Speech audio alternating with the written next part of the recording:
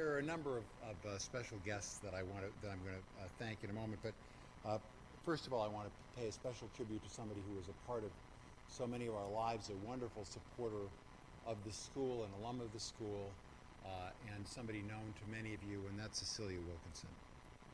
She passed away just a couple of months ago after a heroic fight, and she means a lot to all of us, and I know that you join me in remembering her well and thinking of all that she meant to the public relations profession. She also served as a member of the alumni organization of USC. She created a special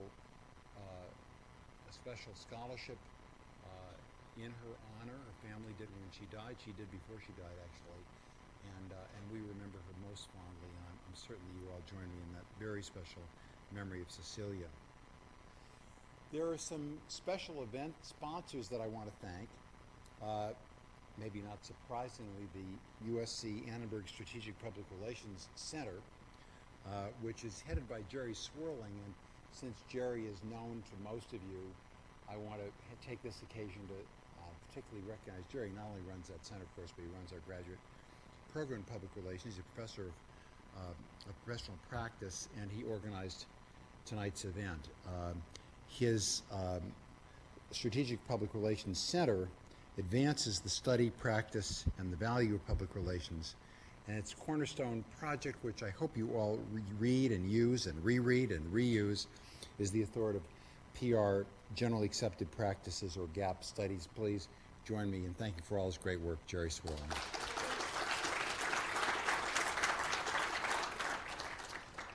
And as always, we are honored to have as the sponsors of tonight's event our great colleagues from Los Angeles chapter of the Public Relations Society of America. And thank all of you. I know many of you are in the audience, the organizers in the audience, and believe me that this has been 10 years we've been doing it together since I've been here, and I think that we all look forward to at least the next decade of working together and remembering Kenneth Smith. And I want to thank particularly tonight's sponsors, which include DreamWorks Animation, the GCI Group, Weber Shandwick, Edelman International, MDS West, and Golan Harris. And I want to thank all of the people who helped to organize this event. If I forget any names, please forgive me. Barbara Shore, Gene Gonsulin, Rick Truell, who of course is a former chair of the chapter and also an alum of the school. Dennis Walcott, whom I think we're going to hear from later, and another Annenberg alum, and Jerry Swirling, whom I've noted. And I want to remind you all, as those of you who have been part of this before know, that the proceeds from the evening go to the benefit for the Pat Penny Endowed Scholarship Fund. I particularly want to recognize, and not just to mention, Pat Thompson Smith, Kenneth Smith's widow, and a mainstay of our support for all these years, and their daughter Nancy Atkinson. I wonder if I could ask you to be recognized, Pat and Nancy. Thank you so much for being here tonight. This symposium was named in honor of Doc Smith, who started both the undergraduate and the graduate programs in public relations at USC, and who passed away in 1989. It was started by actually some of his former students, and I think those of us who were in the professoriate always wish for former students who will remember us in that way. I think there's probably no greater tribute than to be remembered by your former students and to have something of this nature established in your honor. And our speakers over the years have included Harold Burson, Kirk Stewart, Steve Harris, Al Golan, and last year Harris Diamond. It's a wonderful group, and I think we're continuing that tradition today. To say a few words about this event and about the importance of public relations, it's my great pleasure to invite an Annenberg alum, a man who presented me on behalf of the Annenberg School with a plaque not long ago, the president of the PRSA-LA, Dennis Walcott. Dennis, could you?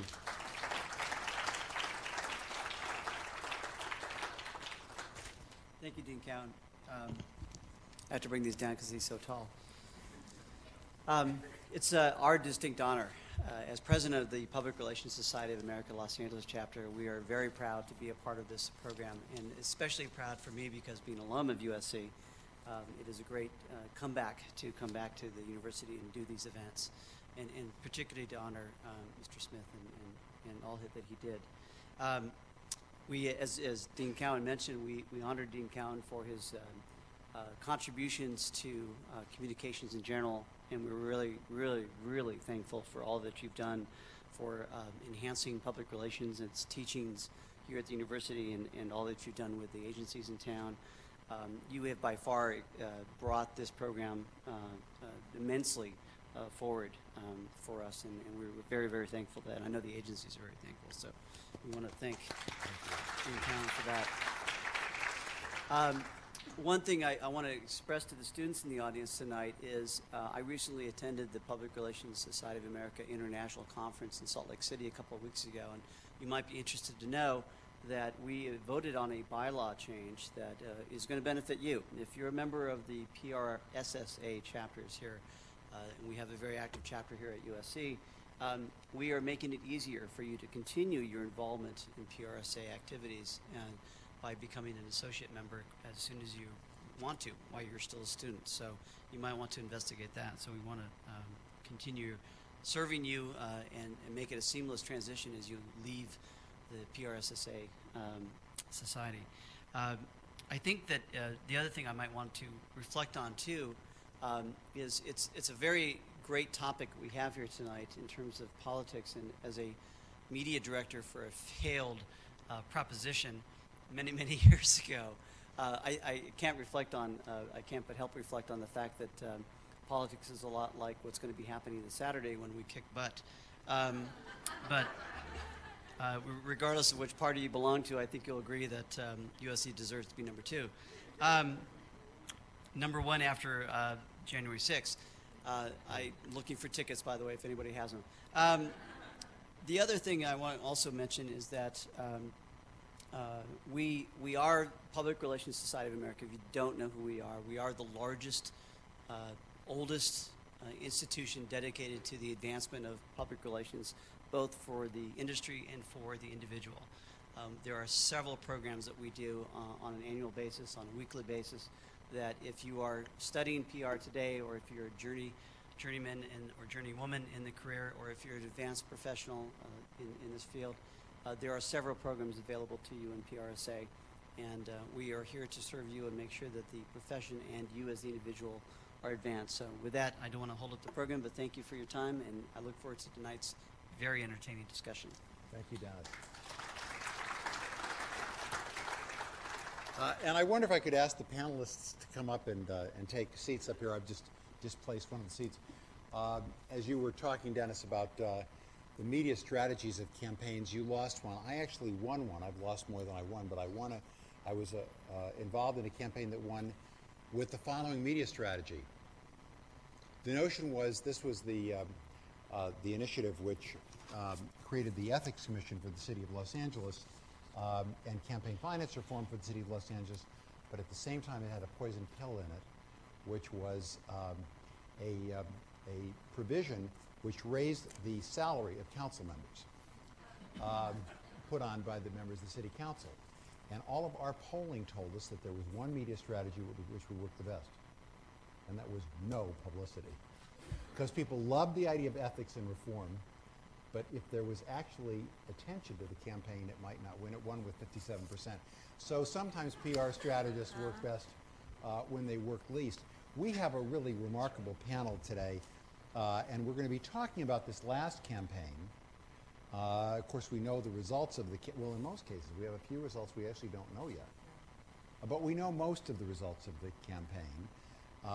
And so I think we can reflect back on them with a lot of interest, but we also, I want to spend some time thinking about prognosticating and asking our panelists about where things will be in the future, not so much in politics, but in the strategies that are part of politics. And one of the things that's interesting to think about, I think, as we lead into this panel, is the question of whether campaign strategies and the use of media in campaigns really serve as a counterpart or bellwether for public relations in general, or whether they're an aberration from the rest of public relations. And I know that some of you in the audience are here because, well, some are political junkies, but putting that particular group to the side, at least that predilection to the side, some of you were wondering what there is to be learned from political campaigns, and I think some people didn't come here who think that it's a whole other animal entirely. So maybe I could start with Joe Trippi, whose 15 minutes of fame, and he's had more than that, really came when he was Howard Dean's campaign manager and thought of as a tremendous guru in the use of new media, particularly for fundraising, but for many other things, and who is a commentator now for MSNBC and is the author of a book, The Revolution Will Not Be Televised. And Joe, I wonder if you could reflect for a couple of minutes on your thoughts about the old media and the new media. I suppose that concept is reflected in the notion that the revolution will not be televised. Right. Oh, I should say, please join me in welcoming very much. He's on a red eye tonight. Please join me in welcoming Joe Trippi. Thank you. Thank you very much. You know, I think like if you really look at some of the races this year and how they were changed, or the way the echo chambers happen now, been created between old media and new media. And a good example would be the macaca comment that Senator George Allen made in Virginia as one. Another one was Senator Conrad Burns nodding off to sleep in the middle of a hearing. And both of those, and there were others, but these are, I think, two that sort of stand out. Both of those made their way to YouTube really quickly, both of the video of those. I think in the George Allen example, 100,000 people in a matter of 24 or 48 hours virally got to YouTube and watched that thing. And that immediately helped make it get picked up by free media. And suddenly George Allen and Conrad Burns had a mess on their hands that they just couldn't get back in the bottle or get control of.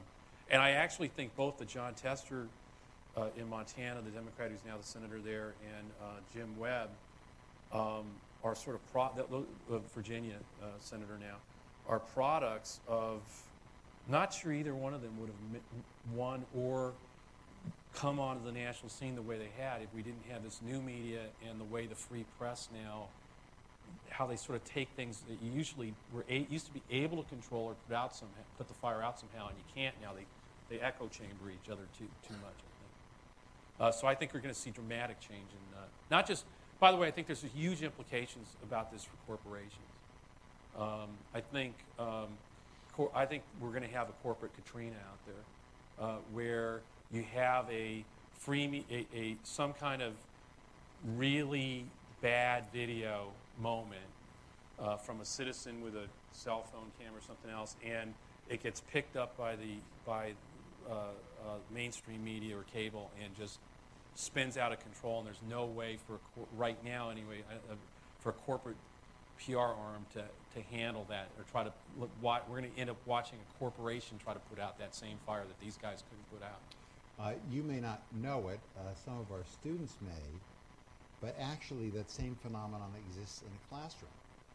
And right now you have students, you could have anybody here actually, with a cell phone that they are actually using as a camera, taking pictures, and then students post these things on websites, and a professor who happens to say something that's particularly entertaining or foolish or provocative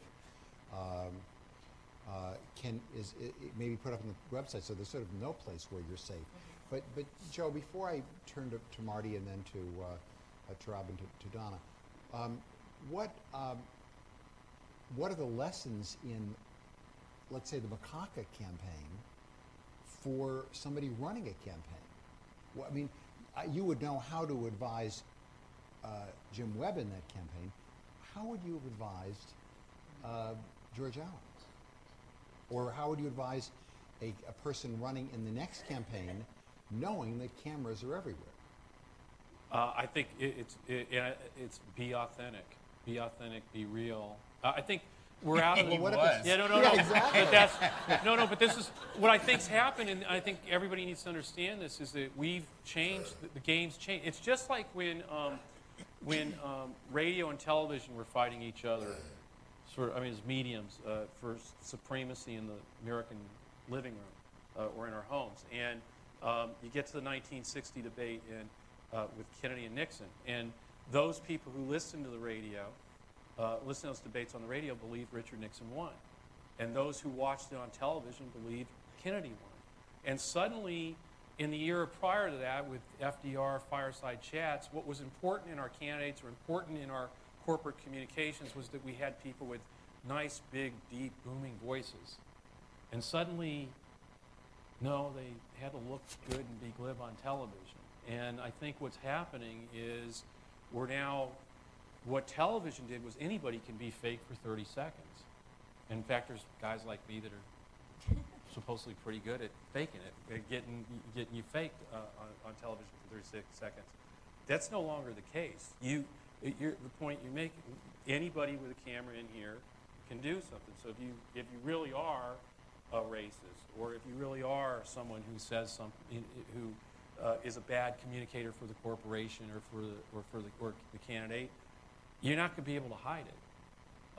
So authenticity and transparency are going to become more important, I think. So I think what we're going to be driving towards is a more authentic, a company or a candidate who tries to put up a facade that the company or the candidate is not, will not succeed. That won't work. I mean, there's only so much longer you're going to be able to pull that off as we get deeper and deeper into this medium. And so the people that are going to succeed are the more authentic. And I also think, by the way, over time, the public will again, the public's been sort of used to seeing this phony facade and sort of going along with it. And so they expect it. And then when you make a mistake, it's not a mistake. It's, geez, you came out of your facade. I think we're going to start seeing more tolerance for just the normal mistaken remark. There won't be much tolerance for a racial, but for people realize, oh, he just got a little excited, and that's okay.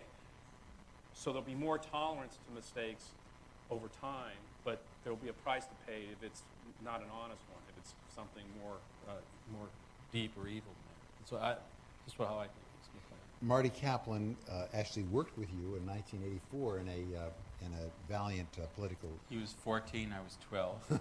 Absolutely true.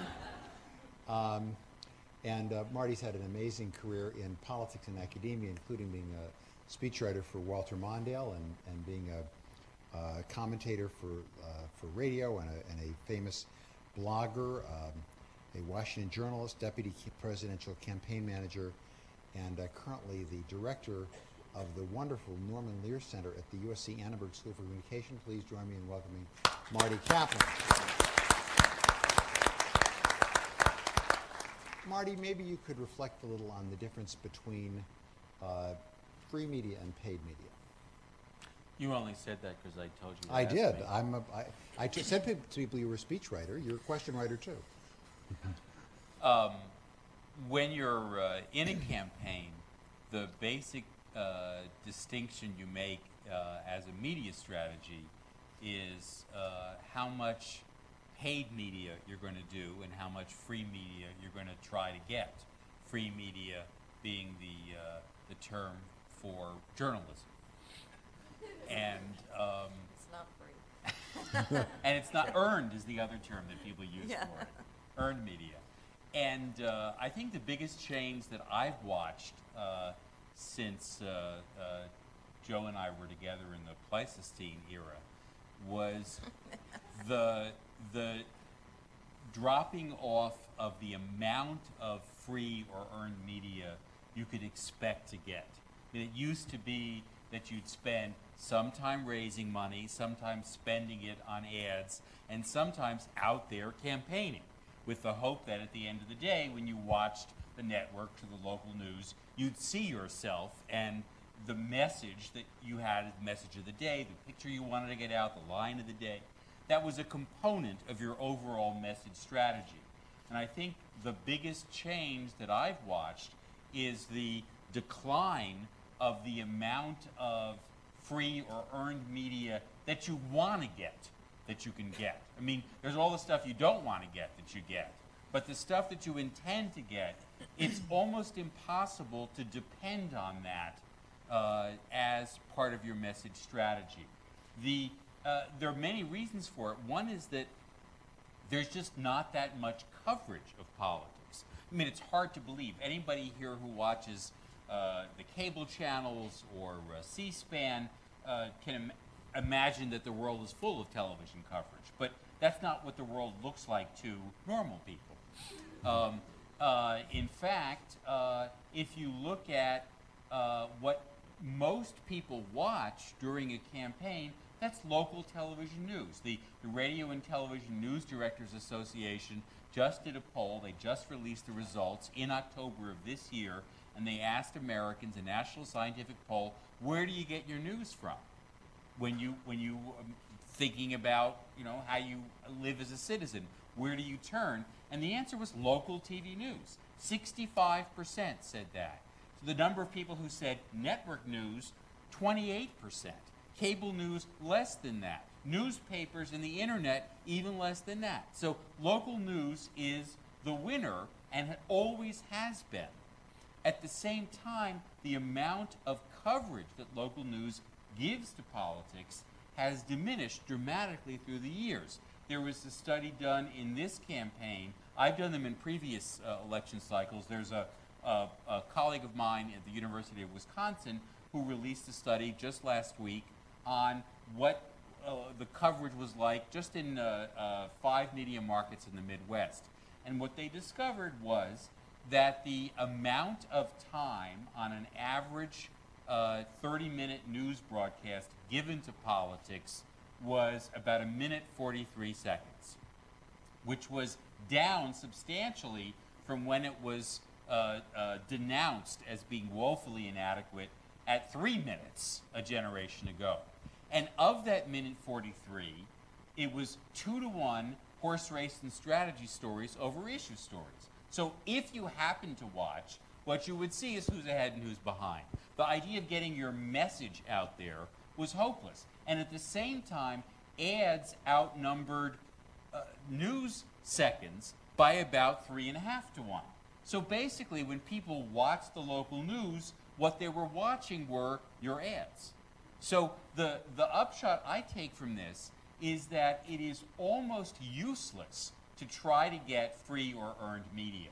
And when you go out, you run the risk of a macaca moment, or, I mean, Harold Ford, some people say that when he went to Senator-elect Corker's press event in a parking lot to try to horn into it, that was free media, but many people think that that was just as damaging to him as that call me ad. Yeah. So it's conceivable that for most candidates, spending your time dialing for dollars and spending them on controlled messaging is what you should be doing, which is a sad and terrible thing, given that that means that most people will experience the campaign only that way rather than a candidate coming through your world.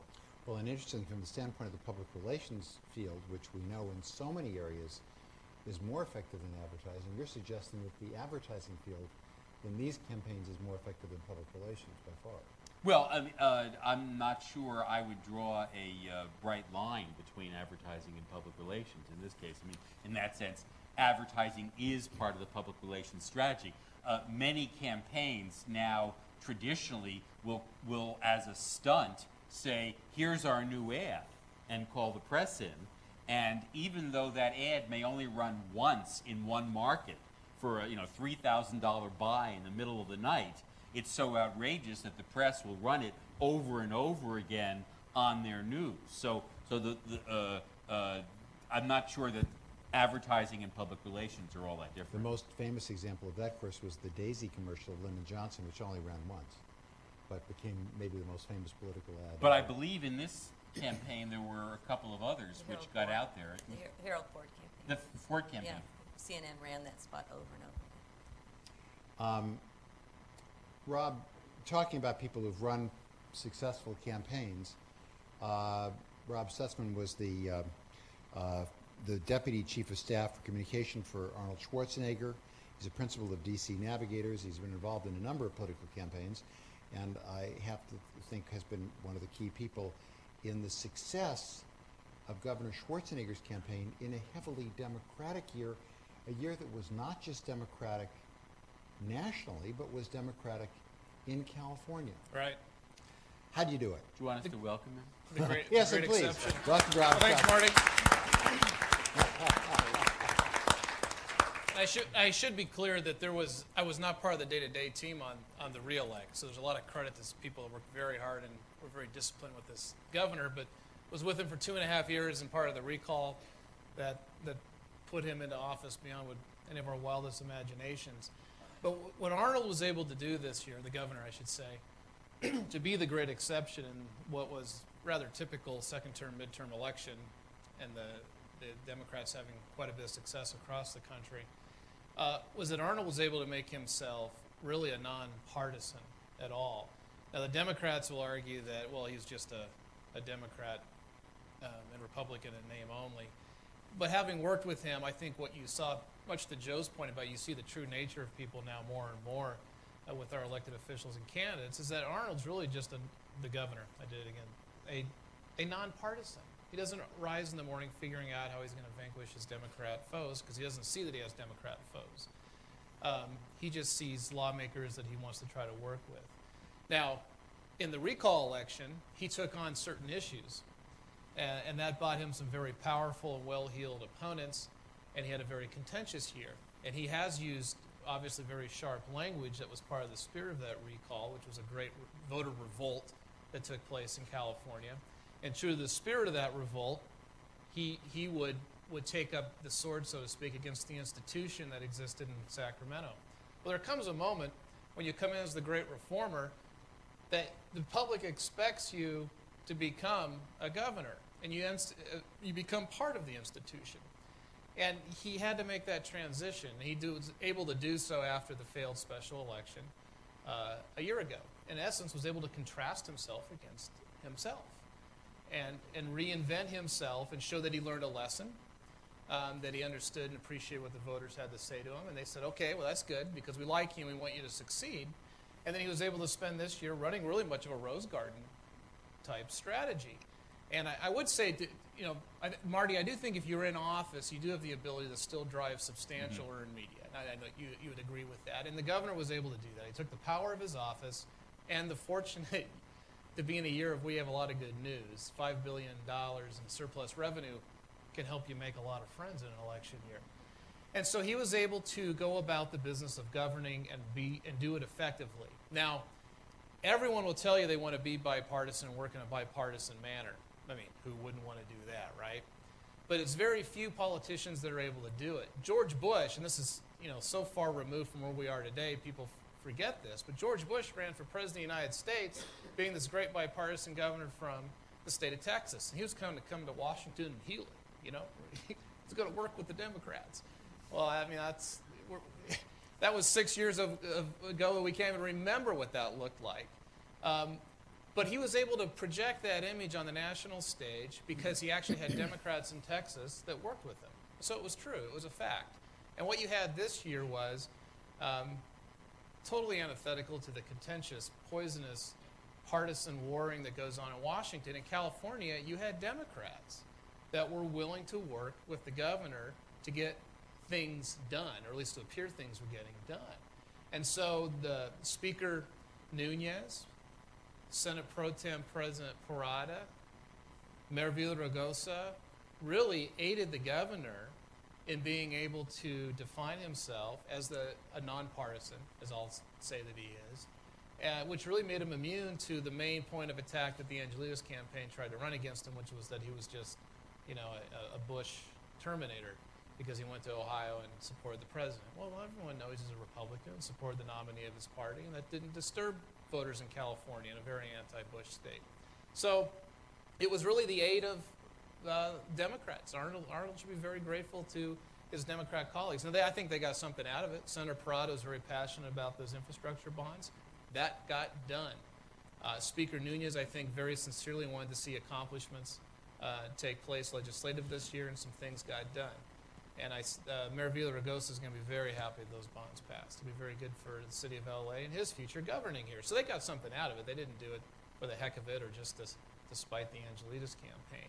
So fortunate in the circumstances that he was able to define himself, not with a lot of paid media. This is really done with earned media, or I won't call it free media because I think we earn it. Being able to consistently put himself in the camera's lens with Democrats, and that conferred upon him a quality that was distinct and unique, probably in just about any election year, but particularly in this one. Rob, I don't know if this is a fair question. So Probably not. Probably not. I wouldn't suggest it otherwise. But can you take us back a year to the moment when it really looked like such a low point for the governor after all of his initiatives passed, when he was considered the most partisan and probably as unpopular in the state, at least by polling numbers, as the president is today, and you reversed that. Can you share with us any of the thinking about what to do at that moment? Yeah, it started the night of the defeat, and we were very intentional about it. And the governor, this is where his true instincts are very good. I mean, we understood it was going to be very difficult to win any of those initiatives. We thought we may have won one, which would have been the union dues initiative. If he had won one, then Arnold, he would have had, kind of a split decision. But we didn't get anything. And that went into election night for a while. And, the decision that was immediately made, because this was his instincts, we also knew this was the road back to political rehabilitation, was to say, I understand, and I accept your judgment of the voters. I think these reforms are important. You sent me here to be a reformer. I tried. I understand. You don't want me to get it done this way. You want me to get it done by figuring out how I'm going to work with the Democrats in Sacramento. And he immediately embarked upon that path, and not just rhetorically, but in form as well. And people were skeptical. I felt very confident that, one, the voters' memories are short. I felt very confident that actually he would be well on his way by the spring, and in fact he was, and I think was fortunate to have turned out to be a weak opponent, I think by any measure. But, and that $5 billion was helpful. But he was true to what he wanted, what his rhetoric was that night, and it's that authenticity I think that Joe was talking about that the voters sense in Arnold. As much as there's showmanship and there's shtick that goes on, there's still a genuineness about him that connects with the voters of this state, and they like him and they want to root for him and they want him to succeed. And then when they saw him, it wasn't so much that he was partisan during the special election. It's like, you know what, he got up there and he got kind of mixed up. He went to the wrong meeting and put on that jacket, and he's doing these reform things, and why can't he just get along with the Democrats? And $110 million of money spent against him in paid media to deposition him, cemented a lot of that. But the comeback was there because at his core there's an authenticity, and he was willing to say, I get it. Something that, and I'll say this as a Republican, that I think has been one of which is really bedeviled this president, is the inability to say, I made a mistake. And Bill Clinton proved that people will accept that if you say, I made a mistake, and move on. And I mean, there's a lot of truth there. There's a great PR lesson in that. Corporations could take that lesson as well, in taking it out of our field and into the corporate world. I want to come back to that later, because I do think it's fascinating how you can come from so far behind. Mike Murphy was on the stage not long ago, your colleague, your partner, and making the point that we as a society think that when you're down, it's a permanent status, which it's not. Neither's up. And neither's up. That's- And both are important things to realize. And that I think is a perfect segue to Donna Lucas, who was actually the California press secretary for the first President Bush, was deputy press secretary for Governor Duke Majan, worked for a while as chief of staff to Maria Shriver during some of this period of time, and is now public affairs counselor for Porter Novelli. And before I have you welcome her, I'd like to say that she's a graduate, we're proud to say, at the USC. Now we call it the Annenberg School of Journalism, and also her daughter is here, and I hope she'll be a future Trojan. Please join me in welcoming Donna and daughter.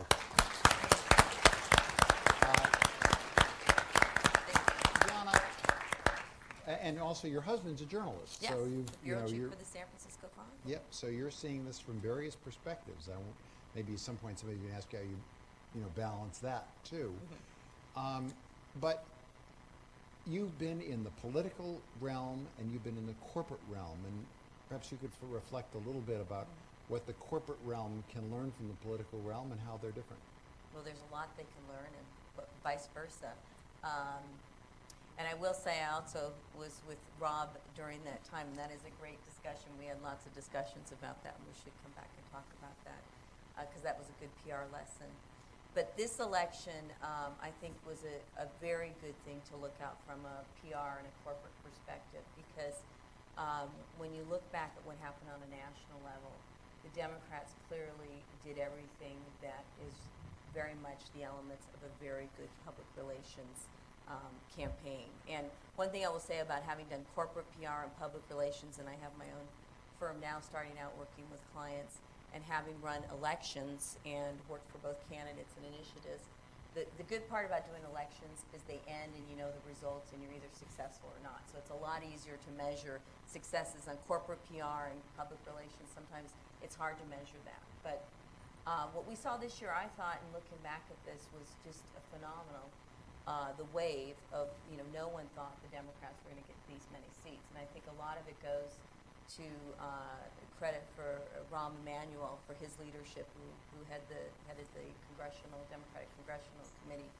And his effort, clearly, if you look at and you read the history of what happened there, the research that went on in looking at those districts and taking on those districts that no one thought could be moved over to Democrats. And he really did some incredible research. And one of the things that he found is that you can't run liberal Democrats in a lot of these districts. And in fact, if you look at a lot of these candidates who won, they look like Republicans. I mean, they talk like Republicans in some ways. There's Bill Casey Jr., whose father was prevented from talking at the Democratic Convention because he's a pro-lifer. I mean, there's a lot of things that he looked at in these districts. And they didn't go way to the left. They talked about what Americans wanted to talk about. They were in the middle. And I think this election, one of the interesting things is there is this growing number of independent voters. We see it every single cycle. More and more voters are moving to the middle, and they're independent.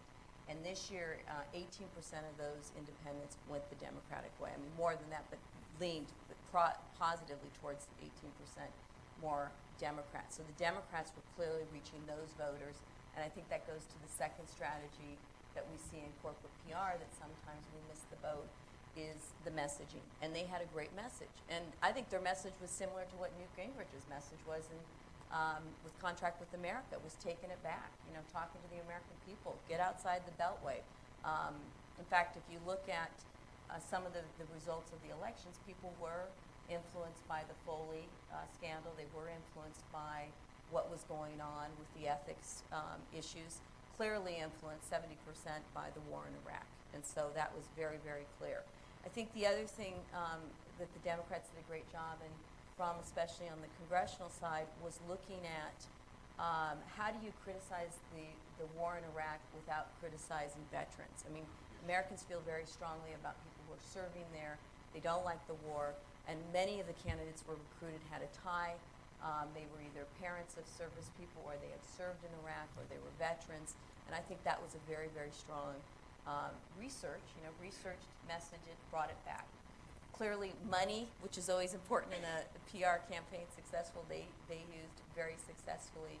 And I think that, you know, what we've talked about here, some of the new media and some of the other things, clearly showed that this was what was very, very successful. The flip side on the Democrats, I think to go back to what Rob said, is what we know in public relations and what we counsel our clients to do. If there's a problem, if there's a mistake, it's better to get out there right away and apologize. We saw it with Kerry on the Democratic side, that it took him 5 days to apologize for a remark, and it was the headline news every single moment. It was probably the only traction the Republicans got in the last 6 weeks of the election that was, you know, to their advantage. With Foley, it just every day something kept coming out. The leadership didn't know what was going on. It just wasn't handled or managed correctly. And so I think that from coming out on that issue, from the president coming out on Iraq, clearly Iraq was on voters' minds when they went to vote, and they really felt that they needed Democrats to come in and change that from what we see. So I think that we saw some of those PR tactics that we use every day when working with corporations, but research was very, very critical. The messaging was very critical, and also putting the right people out there to deliver these things. So I think that was a lesson learned from the political side to the corporate side. Just to talk about one road not taken, I suppose anybody who's a political junkie or anybody who's a political professional sort of has like a laugh track or something going in their mind all the time, or a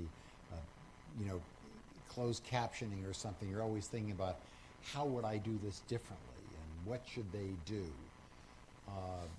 And I'm certain that you were thinking as a political professional, what could this President Bush be doing during the campaign? Looking at that now, at this point, was there anything different that he could have done? And one thing that people have talked about particularly is that maybe if he was going to get rid of Rumsfeld, he could have done it a couple of weeks earlier. A lot of people believe that. They thought that it would have made a difference in there, and there was a lot of pressure for him to do that, as we hear now and today. But, the situation, and again, 70%, exit polls were showing 70% of voters were influenced by the war in Iraq. I mean, how do you reverse that? I mean, how do you, change that dynamic, especially going into those weeks?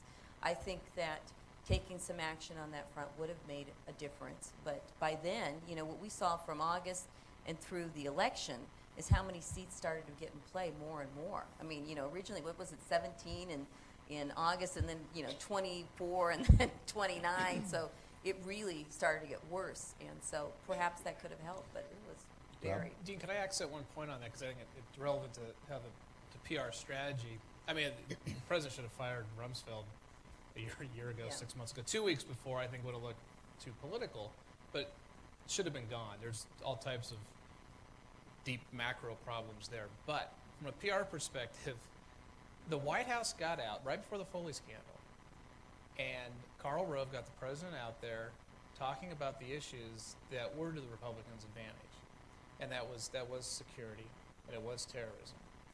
And the president got out there and was stumping around the country every day. He bumped up about 5 points in his approval rating, and this is really all Republicans really had to run with. I mean, and so the White House was doing a very good job in maximizing the bully pulpit that goes with that job, maximizing the issues that the president did have at his disposal, and along came the Foley scandal. And I think the wave that absolutely wiped out Republicans, and again, in what is a very typical midterm election in terms of result, as much as I have frustration as a Republican with this White House, my blame lies at the feet of the House Republicans, Speaker Hastert and the others there, that absolutely bungled that thing. A textbook case of what not to do. And so, I think exposed the authenticity of a lot of corruption in a lot of ways, at a lot of levels. And that is what derailed this momentum that, small that it was, the White House actually was pushing a small advantage. And along came Foley, and poof, it was gone. I want to, before we open this up for discussion and questions, I want to talk a little bit about new media. Joe, you helped to pioneer this field. I've read that you, for example, think that an incredible amount of money can be raised in the next campaign using new media for a new candidate. And maybe you could, you talked a little bit about YouTube, but maybe you could reflect a little on the other techniques of campaigning using new media that are important for politics and that maybe could be important for whether it's NGO or corporate campaigns. I just think that we're seeing an amazing shift, not just in communications, but in power. And that's really important for public relations professionals to get, whether it's in campaigns or corporations. I mean, the fact that hundreds of thousands of people, peers, can send information to their peers and have it virally spread to millions of Americans very, very quickly with more credibility than the top. I mean, than the chief spokesperson for the White House or the governor or the city councilman or the corporation. is a pretty amazing change. I really believe it's up there with the printing press. I mean, that we're literally going through that kind of communication shift in power, where before the printing press, if you were rich and you could hire a private personal scribe to write your personal copy of the Bible or your personal copy of the document, you had the information. You had more information or better education, et cetera, than anybody else. Well, we now have this ability with the internet and cell phones that it's basically a multi-way printing press, and people have real power. And I think one of the things examples I try to give of the problem from a corporate point of view, and you see this in politics, but and I'll go do two of them real quick. The first one is Wendy's. When Wendy's, the woman said she found a finger in her bowl of chili at Wendy's restaurants. Well, you know, national news, about 21 million Americans watch the evening news on a relatively regular basis. Several weeks later, the woman was arrested, and it was all hoax, and she was trying to get money out of Wendy's. Well, now take that moment for a second, and take the "This Land Is Your Land" jib-jab flash animation that made fun of Kerry and President. 65 million Americans viewed that flash animation in a 2-week period. So 3 times the number of people who watched the evening news watched that thing. Now, Brian Williams, NBC News, says woman found finger in her soup. The same 2 brothers who spent $500 on doing a flash animation of "This Land Is Your Land," or not them because they're making money now, but 2 other kids. Maybe in this room. Maybe in this room. Go into their room, get their Mac out, make a flash animation of people, cartoon characters, biting into Wendy's burgers. And when they bite into the Wendy's burger, to silly music, wing, a finger flies out, a cartoon finger. And now when they put their soups in their spoon in the soup, fingers fly out. They're now silly music, and they're dancing in the Wendy's restaurant with the Wendy's cartoon menu behind them. And when they're dancing to the silly music, their fingers are disappearing. And we all think this is the funniest thing we've ever seen, and we send this on to everybody in our link on to everybody in our address book. And 65 million Americans look at it in 2 weeks and decide, I'm not eating at Wendy's. You're a PR professional. Have fun. I mean, no, so this is now I think there's positives and there's, I mean, how does a company or the head of a party or the head or a candidate deal with the fact that power is out there now? And now I believe that power is going to work to the advantage of changing the political system for the better. I believe that same thing could get 5 million Americans to give $100 to an authentic candidate, and suddenly that candidate has $500 million, and none of it with corporate influence, and just, you know, at Howard Dean, we did $59 million. The average contribution was $77. So there's that same ability to virally connect can I think really change things, but it's going to be very disruptive. I mean, very disruptive to our politics, very disruptive to corporate.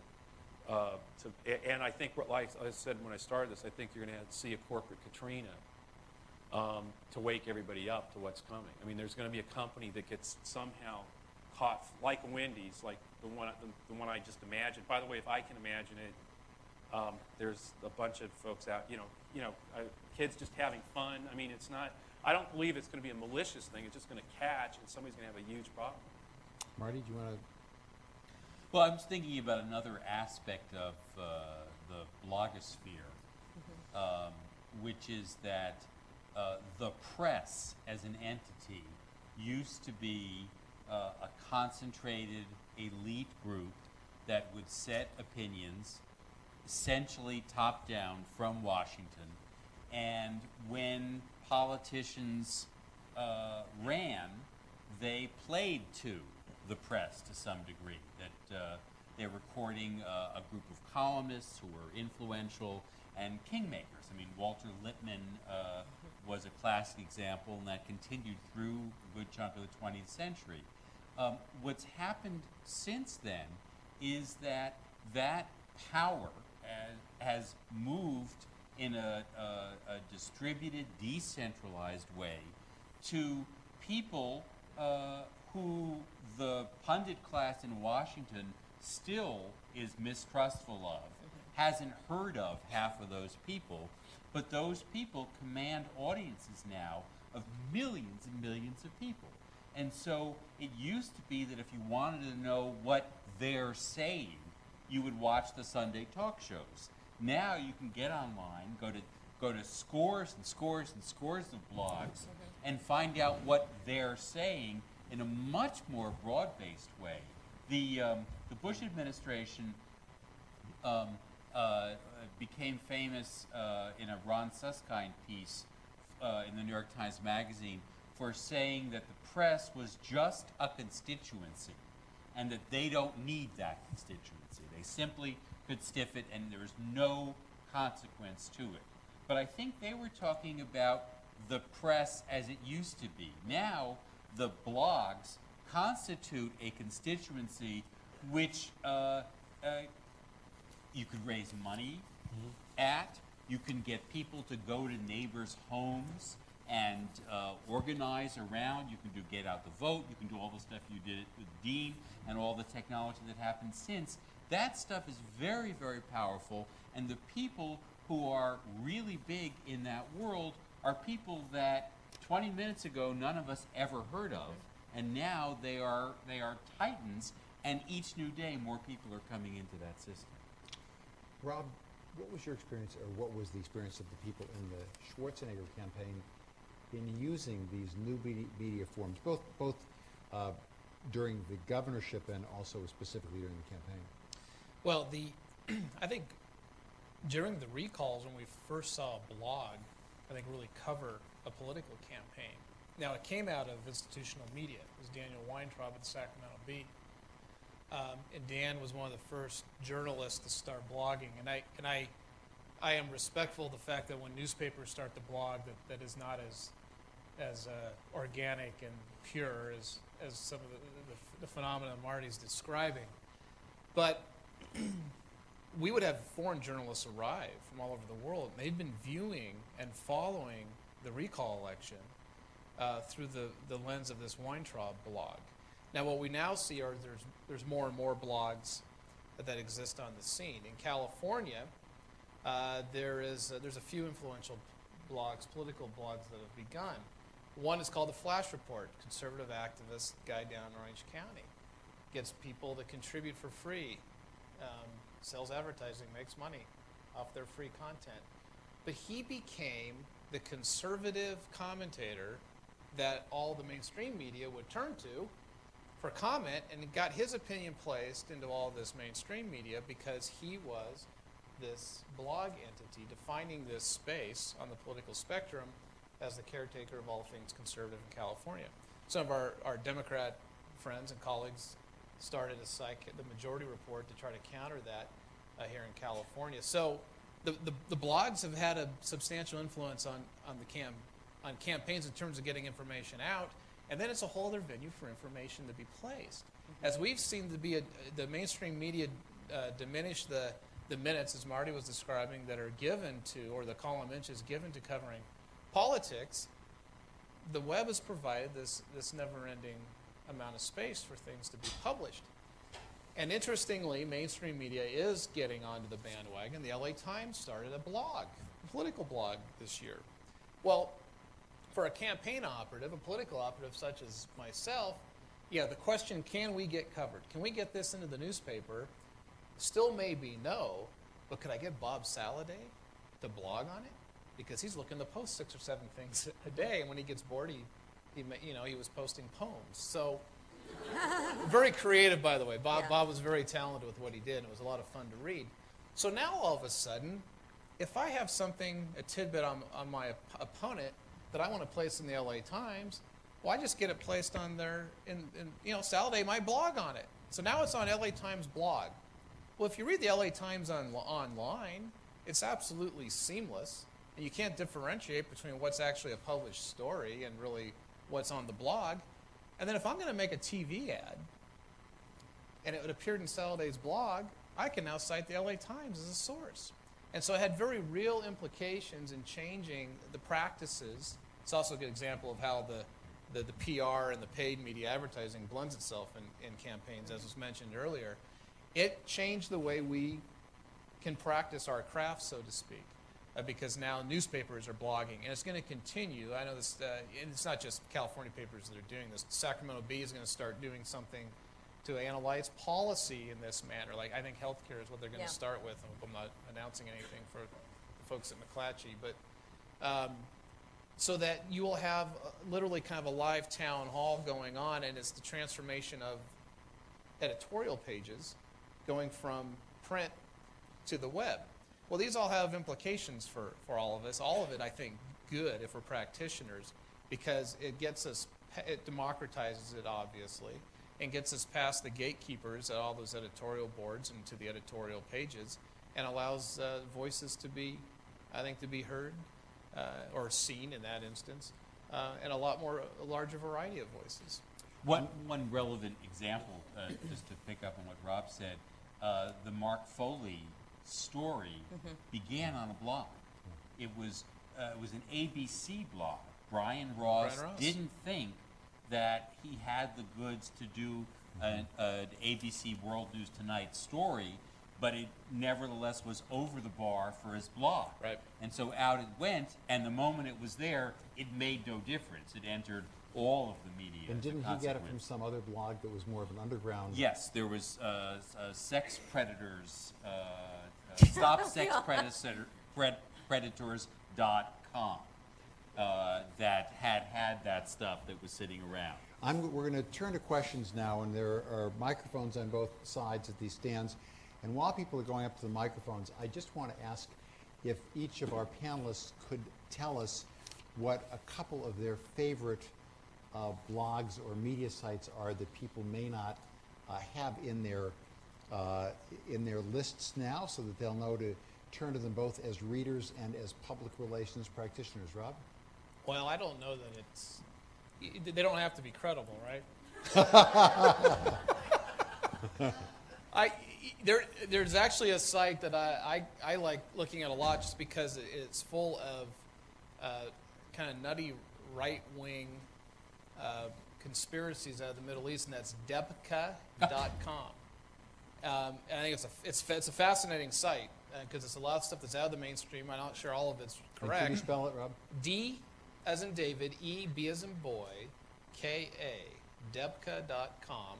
You don't think it's a Mossad front? It could be, which makes it even more interesting, right? How many blogs does the CIA have out there that we're all looking at, right? Which is, I'm sure, going on. So, anyway, check out debka.com. Donna? I liked Bill Bradley, who I hated as a journalist and always had to work with him on different things. But his blogs this year, he would be first on covering like the debates, how he was driving the news on that. But I loved it because he always would get Gary South as a contributor, who ran the Wesley campaign, and he was so bitter. He hated Phil Angelita, so you read these, going on, and Gary did more to help Arnold Schwarzenegger than, because he was so anti Phil. But I think his column for California politics is interesting, and I always counter it with John Fleshman. So from a California perspective, I think those are good for reading some entertaining things. Joe? I think I'd pick a corporate blog.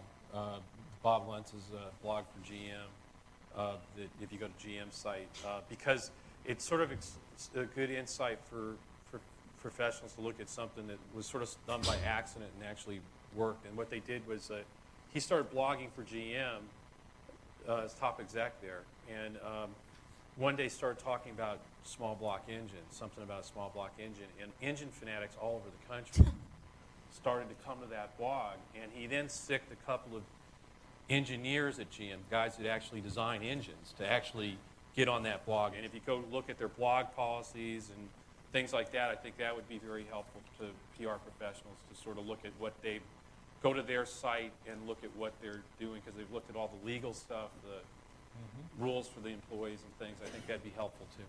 Marty? Well, in the lesser-known category, rather than the brand names, I'll mention one, but no one should go there because it's just too awful to believe. It's called The Rude Pundit, rudepundit.com. Here, let me write that down. And Are you ghostwriting this? and it is Oh, sorry. it No is- denial. it is Yeah, he didn't deny it is the ranting of somebody who doesn't actually reveal his name, come to think of it. And it is as have to have Marty- out there we'll have to on have the Koss edge, out licking the razor, coarse, X-rated, and hilarious as possibly This could sounds be. like somebody I know. Okay, we're going to the mics. And would you introduce yourself along with the question? My name is Mike Lanza, and I was absolutely amazed, actually, by Marty's statistics about where people get their news from. And I wonder about how we define news. But I'll just ask. I'll say that probably less than 5% of people I know get their news from local television. It's mostly internet. So I'm wondering the two questions. First of all, what are the different kinds of levers you try to pull? The different ways of influencing people that you would go to do on television versus the internet. And another part of the question is, in say 2 years, 4 years from now, who's still going to be getting their news from television? That's a dwindling population. Who's the core of that group? Who wants to take a crack at that, Rob? Well, I'd say it's. I mean, not surprisingly, you got to create an image. Local TV is driven. It's actually frightening that, in my view, it's the lowest denominator on the journalism food chains where most people are getting their news. Lower than rudepundit.com. For Fox affiliates, yes. Yeah. That's KTVU in San Francisco is a fine Fox affiliate, though. You got to give them a visual, and actually, but what's good about that, and this is the way we would try to structure events for the governor. I want to communicate something through not through a sound bite, but through that 5-second clip of image. What are the people seeing? So where is or whatever the client, what is in the background? What is the messaging that's in the frame? That, to me, is almost more critical than what is being said.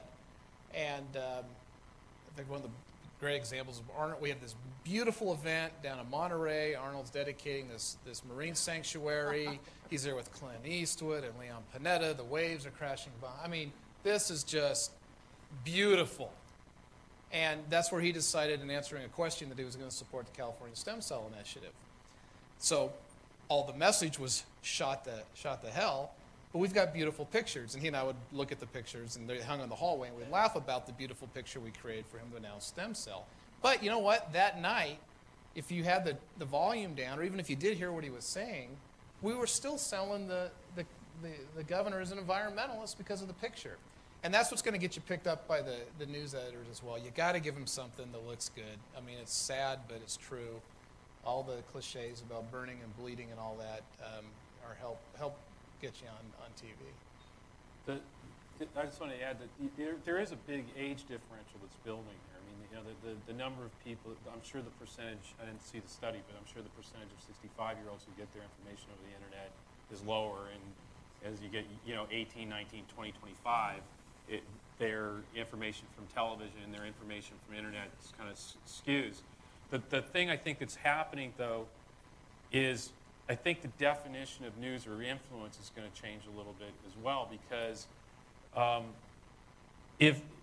first of all, cell phones within 2 years are going to be somewhere on that list where you get your information. I mean, Podcasting. Yeah, I mean, it's going to be that kind of stuff. But the thing is, if we're getting to a place now where you can open up your inbox or get IM'd or get a text message, and 10 of your friends tell you the movie, they just went to the movie last night and it sucked. Okay, and now I don't care what the review at the TV station is or how much money the studio's spending telling you it's a really great movie. You got your peers telling you it was horrible, you're not going. And the same thing about the client, about the candidate, the product, whatever. And so that peer news, or whatever you want to call that, is going to matter a lot, or is going to matter as much sometimes as what the package news that the professionals are trying to sell on the air is going to happen. And it also kills paid TV advertising. I mean, we're trying to figure out more and more as campaign consultants, how are we going to influence people? Because just buying TV advertising, you can't do that on 250 channels and where it's going. And you see the diminishing viewership of the network. So People don't watch ads anymore. Let me ask you, before we turn to the next question, does anybody know if MySpace or Friendster or Facebook were used actually for political campaigns, and if so, Oh, how? sure. Oh, Oh, MySpace. yeah. Well, that was the story with Phil Angelides' daughter started a MySpace, and he asked her to take it down, though. But well, and you got to. I got called by to comment on a story out of San Jose. Someone running for city council started a MySpace page, but they didn't monitor it, and so people were joining as friends and posting absolutely obscene X-rated comments. And so this candidate gets attacked by his opponent for having a MySpace page with all these salacious things, probably from that blog you were mentioning. Well, Evan- So if you're going to have one as a candidate, monitor the thing. my Evan Bai has a Facebook profile and has been actually really effectively using Facebook in his campaign. But the funniest example I know of was Mark Warner, who actually, while he was running or looking at running for president of the United States, actually held the first virtual presidential campaign rally In Second Life. in Second Life. This is CNN sent a virtual crew to cover it. and so did the hotline, the political thing. No. The Hotline's report on this was the reporter who covered it for Hotline couldn't figure out how to make everything work and took all his clothes off in the middle of the rally. and Mark Warner, the governor of Virginia, in the middle of his speech, turned into a woman. This literally happened. This really did happen. You thought George Allen had problems. Oh yeah, no. I mean, he did his icon. I mean, he's up there giving this speech. He's a guy icon, and all of a sudden somebody pushed the wrong button, and in the middle of the speech, he turned into a woman in a long evening gown. So I mean, there's. At least it was formal. But interestingly enough, it actually made his campaign for that week like a big topic of sort of being cool enough to try it kind of thing. I mean, I'm not advocating doing the Second Life thing, but I'm just saying it really is fascinating what's going on. Several candidates have kids who had MySpace or Friendster profiles that got the candidates in trouble because the kids were, hoisting some beers or in kind of party mode and not imagining what they were doing, how that would reflect on their parent, thinking that it was essentially private or for their own set of peers. But in fact, nothing is private online. And in many cases, that stuff got discovered, was instantly seen by millions, and then pulled down. It's basically a good thing that MySpace wasn't around when the Bush twins were in college. Yeah. Hi, everybody. My name is Susan Baldwin. I'm a local, excuse me, I'm an Angelino, and also a political strategist here. Worked on the governor's campaign during the recall. Also worked on Eric Garcetti's campaign, the president of the city council, LA City Council. Sorry, I'm losing my voice. But I would like to direct this to you, Rob. This question has to do with the reforms. And why? I mean, I can hazard a guess that the reforms were just too sweeping, too soon, and too dramatic for most people for their taste. So I'm wondering, is there anything else, maybe going slower? I thought I was actually very disappointed that they did not pass any of them because I thought they were all good. But I know that the opposite side had really positioned the governor as demon of the public workers, and he hated firemen and he hated nurses. And I just wonder, was there anything that you saw in retrospect and a lesson learned about that, and how that could have been handled differently, and maybe gotten those introduced maybe two at once, maybe two more later? I don't know what your opinion is on that now, and I'd like a little input. Thanks. Yeah, when you lose, there's always a lot of retrospect on it. I would say, I mean, the short answer is I would say probably a smaller agenda with less on the plate. But really, what you see happen, this is more of a political comment than a PR one, is that the forces that drive the institution of government. I mean, Joe just described it on the foreign policy and military level. It's about money, okay, and who is vested, who has money, and who has resources to spend it, and it ultimately, no matter who you are bent to that. It's ultimately, and that's not a negative comment about my former boss, the governor. I think he's doing a fine job. I think he'll have a great second term. But when the public has that outlash, we want a recall, we want changes. Okay, well, here's what they look like. Well, the powers that are vested in the broken system, or the things about it that are broken, when they don't want to change it, and they're very well heeled, it's very difficult to affect change. And I think that's just a truism of politics anywhere in the world at any time in history. And that's largely what you saw. So the governor comes in through these extraordinary circumstances. Okay, well, there's a mandate of sorts. Yeah. How far can we push that? Where's the end of that, where does that mandate end? Well, we found where it ended. But he recovers from that, gets reelected, has a great bipartisan, nonpartisan year with a lot of success, and is now poised to be a good governor in a much more conventional way, ironically, for the next 4 years. I'm going to ask the three remaining people on this list to each ask your questions and then have the panelists respond to all three of them together, and then we're going to have a reception afterward that I invite you all to join us for some dessert. But why don't we, why don't you start, Dennis? Dennis Wolcott, hi. Just quick reflection on the Wendy's campaign. I just wanted to see if there's any value to whether you can do a blog about the value of cannibalism in society. Anyways, the question I had is a lot of attention in these campaigns are given to a couple things. One, I was interested to know if you found any value that some other pundits have in the role that, like the Daily Show or the John Colbert Report did, fake journalism actually being journalism. And the other aspect is if there's age group differentiations. We were hearing a lot of reports about younger voters this year being a lot more engaged than people gave them credit to. So that's my question. He stole my question. But I've got another.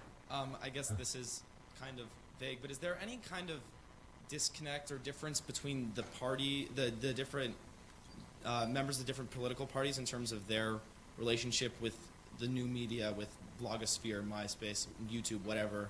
I guess I'm kind of thinking about, like, Ned Lamont was very pushed in the Democratic primary by Netroots, but that fell on its face in the general election. So I guess Mark Foley knew how to IM. sorry. So I'm sorry. Let's have We'll come back to that. the final question, then we'll come back. Hi, I'm Rosabelle Tao. Before I start, actually, Donna, I'm sure you won't remember this, but I met you once 16 years ago when I was a PR cub working for Ray McNally. Oh. And I just remember I was very inspired by you because you were one of the very few senior women at the time working in politics. Oh, thank you. Feels like a lifetime ago. Yes. So my question is about the celebrity culture. It feels like in the last few years especially that the news media's fascination with celebrities is edging out more and more discussion of issues that most of us in this room would consider being meaningful. And I'm wondering how you're adjusting your communication strategies or how that's impacting how you react to things or plan for things. Okay, so let's start with Rob, and we'll come around to Marty, and you can respond to any or all of those three questions. I'll try to do that. I'll try to retain all the questions. Yes, the Daily Show is something you don't want to. If you're working for a politician, you don't want to be there. I'm still amazed that the members of Congress have agreed to sit down for that. But that in terms of Colbert, Trent Lott, was on the Daily Show, just a couple weeks ago, and as much as we'd be able to put the governor on the Leno and some other entertainment alternative types of media, it had, it can be to great advantage. Leno always wanted to ask one question to keep Hollywood off his back like he was a real journalist, which led to a couple problems. But so yes, you have to be mindful of it, and you should use it. And I think people should creatively think about how they're going to do that. The question about is there a disconnect with? I think there's a huge disconnect to most of the politicians themselves. I mean, I think there are a few that understand it. Most of them do not. In fact, a lot of people in my party think they can ignore it. They still think like it's the power of their ideas, and they belittle people like me that have to market those ideas. So, it's like, oh, well, we're the policy people. You're the PR guy. I'm like, well, good luck selling your policy idea to anyone around here without the PR guy. So I think it's incumbent upon people like us in this room, just like any other type of client or principal you may be serving, to help connect them with that. Substantive discussion of issues, it's a huge problem. That's why I'm actually very encouraged and very interested in seeing how this will go with what LA Times is doing, what Sacramento Bee is doing, to bring more voices and interaction in to their opinion pages by basically making them living, breathing things on the web. I'm curious about things like hotsoup.com, which might be too contrived. I don't know. In fact, I'm interested in what you think of it, Joe. But where people can, at high policy expertise levels, interact and have substantive discussions, because I do not believe that our news coverage gives value to substance, with rare exception. I think, look, more people read People magazine than read the New York Times. I mean, it's a reality. People read it. It's where they get their information. As we were talking about TV news, there is a fascination in this country about celebrities and about people with fame, and it's going to continue. So it's just a reality of what to deal with on this. I think it is challenging. Rob talks about talking about substance and policy. We talk about that. I actually sit on a strategy group for the Public Policy Institute of California, which is an incredible organization to debate public policy, and their whole focus is to try to insert this into the policy debate and, to do the research on this and get it going. It's very hard to get people to talk about policy and get it to that level. It's a challenge. It's what we deal with all the time. And, I think you have to be able to deal with synthesizing an idea and being able to market and message it. And it's as horrible as that sounds, that's a reality. And so Al Gore did it this yeah, year. he did. But I still haven't watched the movie because I keep thinking, I want to watch Nacho Grande or whatever. Okay, I'm in. What was that movie? Okay, sorry. I'll run it right away. The only other thing I will say on blogging and disconnecting is I agree with Rob, and with clients, I find this even more interesting. They are very resistant and reluctant to go to understanding blogging. Let's just ignore it. The environmental justice community is a very vocal community. If you are a corporation and you have anything to do with the environment, that community is organizing, they are talking, and they can really come across and take a product down or do something. So what I always tell my corporate clients is you need to pay attention to this, and you need to be communicating in the same way, and you need to be saying the right thing and getting out there and doing it. So I think it really is a very important audience to keep looking at. The Colbert Report, I worked for John Hall, who had the rock hit Dance With Me and Still the One, run for Congress in New York 19 against Sue Kelly. Sue Kelly doesn't do the Colbert Report, so if the incumbent member won't come, that means the challenger gets invited. We say yes. John Hall goes on the show. Midway through the interview, he and Colbert break into a duet on Dance With Me, which flashes like wildfire. It's YouTubed all over the place, and we end up winning the race by 4,000 votes. And the Dance With Me moment on Colbert wasn't the reason we got the 4,000, but it was definitely something that brought a lot of attention to us at that critical moment when you're starting to emerge. So it was kind of like our Clinton saxophone, Arsenio Hall moment. But I think there are going to be more of these, and shows like that are going to be part of it. the other part of that is that you are seeing an increase. I think the internet and the cell phones and stuff are letting younger people connect more with each other politically, and you're seeing an increase in activity because of that. And the best, in 2000, 18 million, I think, people between 18 and 25 voted. 9 million for Bush, 9 million for Gore. In 2004, that went up 3 million. That group went up 3 million, and almost all of them, 9 million for Bush, and I think 12 million for Kerry. It looks in 2006 like that increased, I mean, because it was a midterm lower, but higher participation among young people. Again, all since sort of the new media thing and the Colbert Report and blogs have engaged them, I think. So I think that's there. And then on the disconnect, I'd say that both parties are kind of like have different disconnects. The Republicans are really amazing at message discipline. I mean, let's face it, they're just very well organized, have really strong message discipline compared to Democrats. And that top-down sort of command and control on message kind of makes a lot of their campaigns have a disconnect on the internet, because the internet abhors command and control. I'm not talking about Arnold. I'm talking about campaigns in general, though. Yeah. So they aren't. I think there's almost sort of they're culturally built have a problem letting go.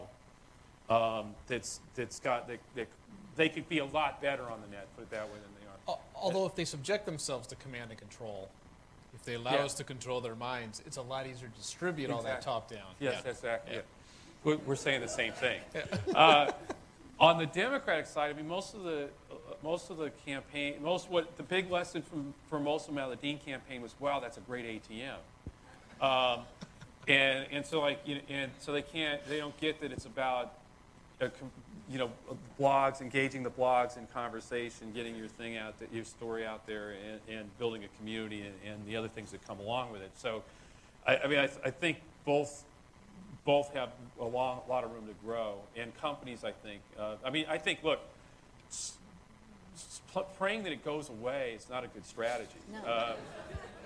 And what I keep telling everybody is, look, get into the shallow end of the pool and wade around and learn to do the dog paddle or something, because one day you're going to wake up as a PR professional and the water's going to be over your head. Mm-hmm. And it'd be a hell of a lot better if you'd actually been in the water, at least, dog paddled and learned how to float. While it was only 3 feet deep and you didn't drown if you slip, because I think it's not going away. It's only going to get more engaging, more interesting. I think it's an amazing time to be a PR professional in terms of the changing communications environment, and just save yourself from 5 years from now having to leap into 100-foot deep water, because that's it's going to get 100 feet deep. Can we come back to the Annenberg School to learn all of this now? Well, if we can get a panel as good as this, you can learn it all here. Marty? Let me try to combine the two questions, or answers to the two questions over here. Many studies say that young people in their teens to 30s, they say that The Daily Show is, for a third to half, the primary source of news. And sometimes when these figures are reported, it's done for shock value. But I actually think that's a pretty good deal. If you were to compare the amount of news and analysis, at least from my perspective, on The Daily Show and the Colbert Report,